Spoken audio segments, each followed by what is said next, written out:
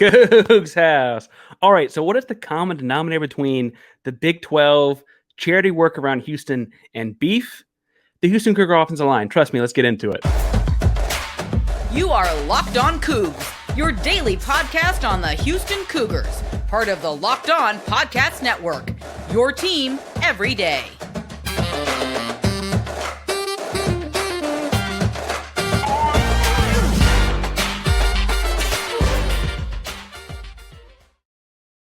Welcome to Locked On Cougs, the daily podcast about your Houston Cougars. I'm your host, Houston-born teacher and coach, and thank you for making us your number one stop for Houston Cougar content on a daily basis. We appreciate you making Locked On Cougs your first listen of the day. Welcome back to the YouTube channel. Remember, every 250 subscribers, we are giving something away. We're up over 1,300. We're about 1,315 I think that's right, right now. So make sure to subscribe down below. Keep us getting towards 500. And then like and comment on videos. Make sure you are in the contest. If, after talking with myself and Reuben Unije in a second, you don't know what to say, don't have anything to say, tell us in the comments down below what your favorite side to a steak is. If you're not a steak person, I guess what your favorite veggie to something grilled would be. But make sure you tell us that in the comments down below if you got nothing to say. Thank you all so much. I'm talking really fast because we have a special guest today. Reuben Unije, your starting right tackle for the Houston Cougars, will be on to talk all things Big 12, charity, and steakhouse with us. So let's jump on in. And we are joined by, I want to say familiar face, but people might be more familiar with number 74, Reuben Unije. Reuben, how are you doing today? I'm doing well. How about you, Parker? I'm good. Good to see you. Good to see you have that helmet on. Get to talk a little bit about football and the fun stuff going on this summer with Houston Cougars. I want to talk about the state getting competition and that kind of stuff at the end of the last segment. I want to spend the second segment talking about the charitable work the offensive line is doing. But first, I want to talk football and getting ready for the Big 12 and all that kind of stuff. I got to ask, you had a couple of injuries of varying degrees the last couple of years. How's the body feeling? You feeling okay? Yeah, no, I feel 100% ready to get to work, dominate, do what we need to do, game in, game out to get our goals. Well, and so you mentioned dominate. IMG is as big a high school football program as you can be at. You played initially in the Big Ten. That's big-time football, especially the people in the Midwest. As Houston moves into big-time football at the Big 12, not that, 12-2 is pretty big-time a year ago, but that's relative, right? What are you excited about, looking forward to? What can you tell us about moving into big-time football? I haven't played so much of it in the past. I just say it's just all work. Nothing really changed for us. We have the same mentality that we had prior. Like, we go into every game expecting to win. We prepared our hardest for every game. No game are we going to prepare harder for it than the last. So it's more or less just keeping the same. Let's not, some teams that moved into the Big 12 may psych themselves out like, oh, we need to do a lot of things differently because we're in the Big 12. But at the end of the day, football is football. As you can see, like when we went 12-2, we beat Auburn, SEC. Like at the end of the day, football is football. We prepare for that game the same we prepare for any other game. So I think we're just all like, we know what we're capable of, and it's more about proving ourselves right than proving everybody else wrong. You know what I'm saying? Yeah, you mentioned football is football. There is an interesting change. A lot of the continuity on the line, which I think is great moving to the new conference.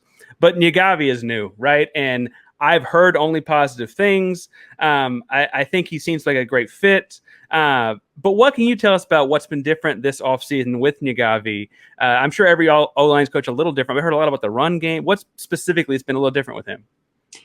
I would say just like, he has his own different terminology to things, He has his own energy that he brings in day out. That's different. Like he likes to say, let's get your chili hot, stuff like that, and it's infectious, it's contagious, So like he does really good at bringing energy. Like he's really, good on, the run game and knowing like how the defense may play it, like what are different, plays we can run off of this play, out of this formation, this, that, and the third, He's really good when it comes to, knowing more about the game and, stuff like that. All right, you got to tell me, when do you use keep your chili hotness? It'd probably be like he uses it anytime where it's like it's time to get going. He'd be like, "Oh, get your chili hot, you know, before a team, before we go out to practice, in the middle of Indy, speech after practice. It doesn't matter. He always finds a way to mention getting his chili hot, getting our chili hot. Okay, gotcha. That's just not what I heard before. Coach talk's fun. It's just not what I heard before. Nagavi leads an O-line, and you lead an O-line group that has, like I said, a lot of continuity. As we're recording this, earlier today, the Shrine Bowl 1000, like the long list of people that chip away at to get to the East-West Shrine Bowl at the end of the season came out. And Houston actually, by my count, has 6 offensive linemen on the list, which is impressive because only 5 on the field at a time, right? So yourself, Tyler, Peyton, Patrick, Tank, and Jack are all on the list. When you saw that come out, what does that tell you about the group you get to play with every day? I mean, I already knew before the list that we're special, you know. I mean, the list kind of just, I don't know, just bulletin board material, just, you know what I'm saying, just motivation, just to keep going, keep striving. But it doesn't really tell me anything different about the guys I've been knowing. Kind of already knew we were all some dogs, you know. Well, and the dog mentality is big time for offensive linemen. I talked to Patrick and Jack last week at Big 12 Media Days, and I asked them, so I'll ask you the same question because you're also a leader on this offensive line. They've only sent 2 offensive guys to the media days, right? A lot of people see Houston and think of sexy wide receivers, big time passing quarterbacks, numbers, right? Houston sent a pair of offensive linemen to that thing last week. Yourself and 5 other teammates are offensive linemen on the Shrine Bowl list. What does it say about your offensive line room as leaders that, you know, you're not the big sexy names everywhere, but people are starting to recognize what's going on there? It's dirty hard work in the dark. That's all it is. You know, we do the dirty work. You know, other people may get the praise, you know, the life of a lineman, but the people who really know football, they're going to see why you have the Tank Dells, why you're able to have the Clinton Tunes, you know. It's because, you know, you have a line that's giving you enough time and protecting well enough for you to throw the ball to a Tank Dell, you know, throw the ball, whatever, run the ball to before Alton McCaskill or whatever. You know what I'm saying? So it's just more so it's good to see that, you know, the more national view. But I think our team kind of already knew inside that, like, the line was definitely a core part of our team. Well, it's one that, you know, I think, you know, I don't hope you don't feel like I'm speaking out of turn. You guys have the biggest step up in responsibility moving into the Big 12, right? Like your job gets the most, or like the change in difficulty level, I think, goes at the most. It's not to diminish like the Tulane defensive line or the Cincinnati defensive line, because Cincinnati is also in the Big 12, right? But like the week in, week out competition is about to be a big step up. What's the buzz been like for your offensive line group as that's been, I mean, that's on the horizon now? I mean, same mentality, and nobody's like I was saying, we just keep the same mentality, just one day at a time. Like, no opponent's too big, no opponent is too small. Whoever it is, they're gonna get ran over. So it doesn't. We don't care about Big 12 D line, whatever, because we went against draft picks. Like, not only in practice, like Cincinnati, they had Jay Sanders. He was a really good DN. They have the #1 graded defensive player in the country with Claiborne. You know what I'm saying? Like, it's just, I mean, battle tested. You know what I'm saying? Nobody's really tripping on no team that we come up against. We're gonna treat every team with respect, you know, and try to be the best we can. Well, and you mentioned the host of great guys you've played in other teams, but you also, and you accurately mentioned, y'all have had a bunch of great defensive linemen come through at practice. In the last kind of talk about football for a second before we move into the fun stuff, what is it like what is that competition like on a daily basis? I mean, that's like the most iron sharpens iron thing. When you get to go against like Nelson on a daily basis or Ugwegbu on a daily basis, like those guys are crazy talented, right? Like, what does that competition look like on the inside? I mean, shoot, you got people trying to work their technique, trying to get better, you know, good on good. It's good going against these type of guys, even before Derek Parrish, Anthony Jones, David Anini, Logan Hall, Payne Turner, you know, all those guys, you know, it made it to the point where when you get in game, it's really like, wow, these guys are not as good as the guys I go against in practice. So you get a confidence boost every week because I know I will never go against somebody in college with A's get off. You know what I'm saying? Nobody's having the cross chop and the hand swipe of Derek Parrish and the strength of him. Nobody's having the length of Peyton Turner, you know what I'm saying? Twitchiness of who you call it, David Anini, like there's so many Logan Hall, you know what I'm saying? Right. I know Nelson Caesar, the guy has all the moves in the book. I know I'm not going to go against a DN who's going to know and have a counter to every single move, like in the NFL for sure. But like at the college level, like I know I already looked ahead. None of them are like, they all have one thing, but they don't have, like, you know what I'm saying? All the No, things. yeah. Talk to me. Like, do you talk to the guys once? I mean, those guys move on to the league. They mentioned Derek is working out in Jacksonville actually as an offensive player right now, right? Do you keep up with them, or are their lives just crazy? Because with the NFL schedule, I imagine they're crazy busy right now, right? Yeah, Derek was just here last week.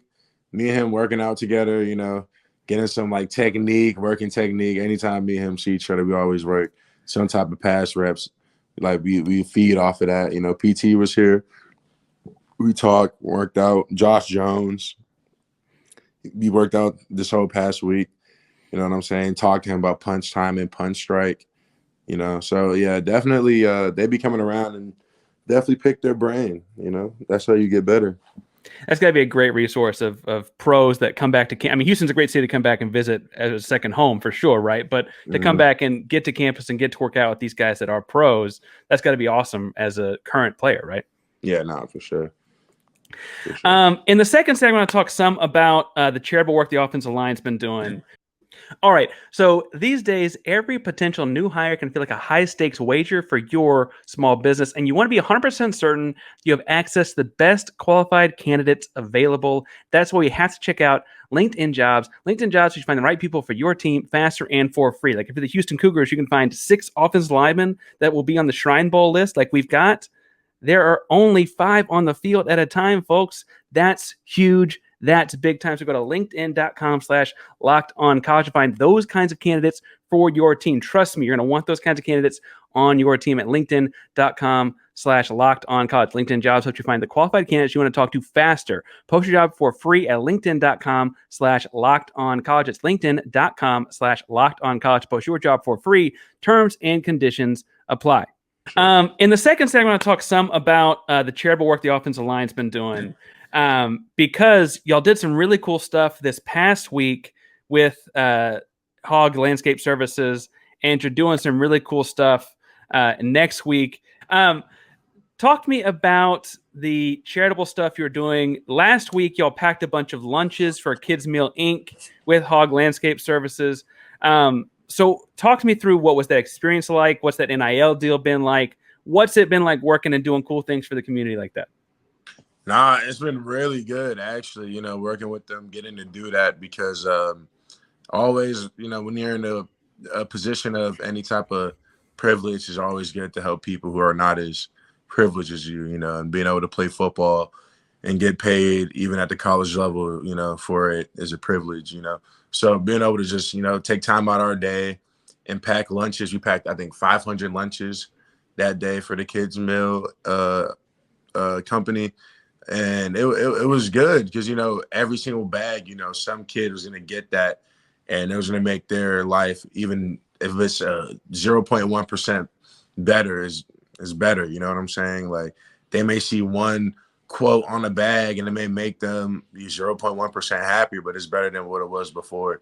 And I'm really, you know, thankful for Hogue Landscaping for getting that set up, because I know my teammates and I really enjoyed it. You know, it's always good helping back and giving back. Again, Hogue Landscape Services is helping donate kids' meals. The link is below and in the show notes. $1,000 could feed 500 kids. Really cool stuff they're doing over there. You mentioned decorating bags. And we got some more things. We got July 14th.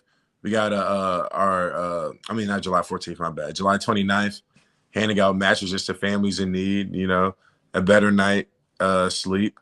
We got that coming up. So talk to me about, what do you know about this mattress deal? Y'all handing out mattresses to the Houston Children's Charity, mattresses and box springs. What's that going to look like? How can people get involved on the 29th? Yeah, there's a link, and I can send it to you after we get done with this, and maybe you can tweet it out. But there's a link that people can get involved in, and it'll let them know what they can do to help. But that's gonna be really good.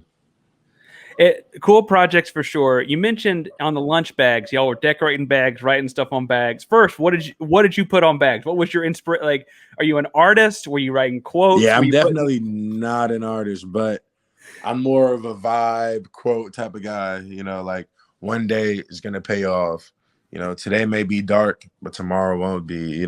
Just random quotes that like may sound cheesy, may not, depending on who's the one receiving, the quote, but definitely quotes that like if you allow it to, to have an effect on you, it definitely will. Because I know I used to be in that same situation not too long ago, and I know like when I used to get free food, like how much none of them had like any designs on the bag, but like just getting the food itself, like I know how much that meant to me.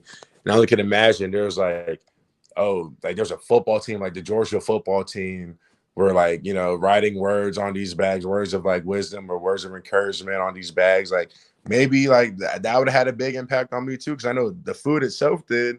And I was a young kid wanting to be great in football. And I'm saying, one of these football players where I want to be is saying that, it's going to get greater later. You know what I'm saying? Maybe like I may keep that bag and like remember it as like, you know what? God sent me this as perfect timing, right when I didn't believe that there was any hope, So you never know. There's so many different, scenarios that can happen in this world we live, this life we live, that you might as well give it a go. Well, and it's touching to hear about, the connections you have to this type of a charitable endeavor, right? I got to ask, you mentioned you did a very inspirational quote, trying to keep guys going, keep guys strong. Was there any artists, or the offensive and defensive linemen more quote guys? Any artists in the group? No. People were trying to be artists. We had a couple stick figures in there. we had some smiley faces, some stickers, but we had no Van Goghs. I say that we had no Van Goghs for sure. Definitely elementary level of artistry going on with the O-line. You know what I'm saying? Level 1 artistry. Well, in that case, the quotes probably mean more. Yeah. They probably would have been able to make out what the pictures were. They could have made their day worse. Definitely. Cool project y'all have been involved in. Keep up with the good stuff with Hogue Landscape Services. Again, they've donated, and they were involved in NIL early on. They got connected to Lincoln Cougs like over a year ago at this point. Up to 14 I think it's all linemen, right, are involved in the project. Really, really cool stuff that they've got going on. That's not the only NIL thing you've got going these days, and I don't mean to spill the beans about where all your money. I don't mean to talk about your money too much, but you're also working, or there was some event with a steakhouse recently, and the thing that caught my attention was there was a steak eating competition or something like that between the offensive defense line. Talk us through that night. Talk through the competition. What was going on there? Man, I'm still full. That was a crazy night. But we're eating. We had like 5 cuts of steak, and once you make it past the last cut, which was a tomahawk, it would have been sudden death with 16-ounce ribeyes. Only 2 people made it past the tomahawk, but they both tapped after the tomahawk. We didn't make it to sudden death. It was fun though, getting to see the offensive line and defensive line compete against each other in a non physical way. It was really good to see it. You would think the offensive line would have won. We're the heaviest guys on the team, but D-line, they got us by 2 ounces. 2 ounces? That's so close though, Reuben. 2 ounces. I was like, dang, look at me. I could have taken another bite. I could have took one more bite. In the moment, it felt like, I can't take another, but I'm such a competitor that once I see that at that point, it's like, dang, I could have made a little bit. I could have burped a little bit. You know what I'm saying? But so the competition was 5 cuts. Yeah. Do you remember what the 5 were? I mean, or is it just a meaty haze? I think filet, 10-ounce filet, ribeye, T-bone, New York strip, tomahawk. Dang, that's a lot of beef. And you mentioned the defensive line kept up, and the defensive line ended up winning by 2 ounces. 2 ounces. Were there, and that's impressive in and of itself. Were there any impressive individual efforts? Like, I didn't know that the guy could do that. Anything like that? Nah, I mean, everybody who kind of ate a lot, I expected to eat a lot.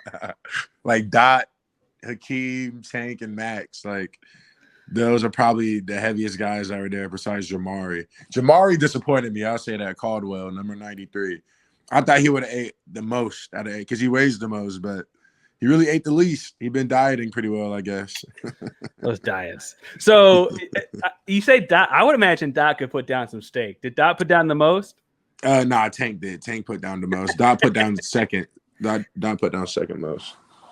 Gotcha. Thanks, big dude. That's fair. That's fair. And I guess I think of Pat as a big guy. He's really tall. He's not as heavy as some of the other guys are, right? Yeah. A little different. What now? I mean, obviously you're cramming it all in your face to win the competition, but which cut was the best? See, that's hard to say. The one I enjoyed the most was the first one, the filet 10 ounce, just because it was the first one. Probably like I came there hungry, prepared to eat, so the first one definitely tasted the best. And as we kept going, I'm not gonna lie, kind of started getting tired of the taste of steak. But the first one was probably the best. But all in all, I know like usually I probably like I like New York strips a lot. I like New York strips a lot. I don't like too much fat. Like the ribeye has too much for me. Yeah. Well, and you're an athlete. You don't want all that. Like, some retired athletes like myself. Are you retired because it makes me feel like it was my decision, right? But like retired, we the fat's better for us. Like you need to stay leaner. So I get that. Did they serve you sides at the steakhouse? Were you able? Yeah, we're eating sides too. We got full office sides too. French fries, sweet potatoes,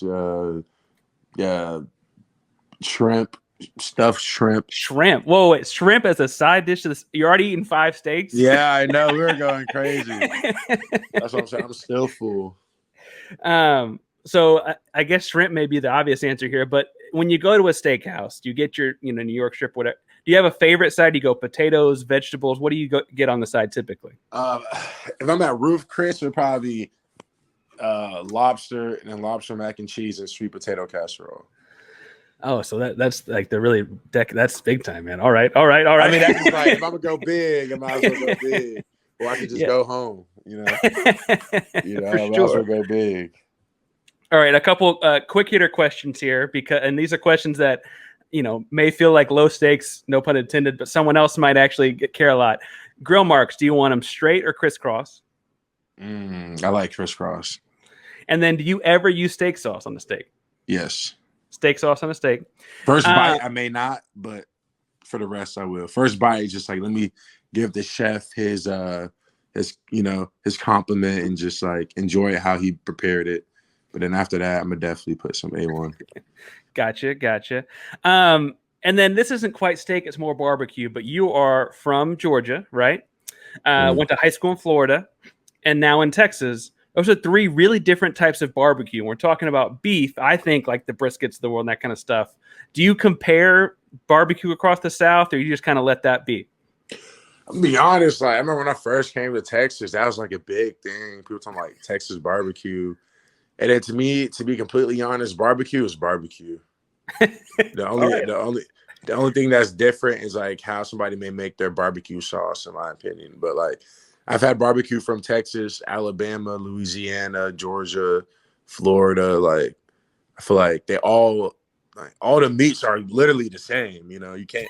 The meats are the same. It's just how long they cook it, or really the barbecue sauce is the difference. And I'm a Sweet Baby Ray's guy anyway. So, are you a big condiment sauces guy? Steak sauce, Sweet Baby Ray's, that kind of stuff. I didn't even think about. I mean, yeah, I'm a condiment guy. I don't really like my food dry.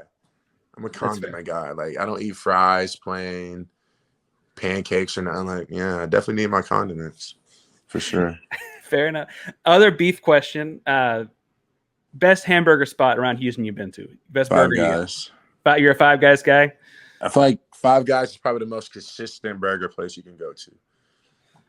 People tried to put me on a burger joint. I thought it was terrible.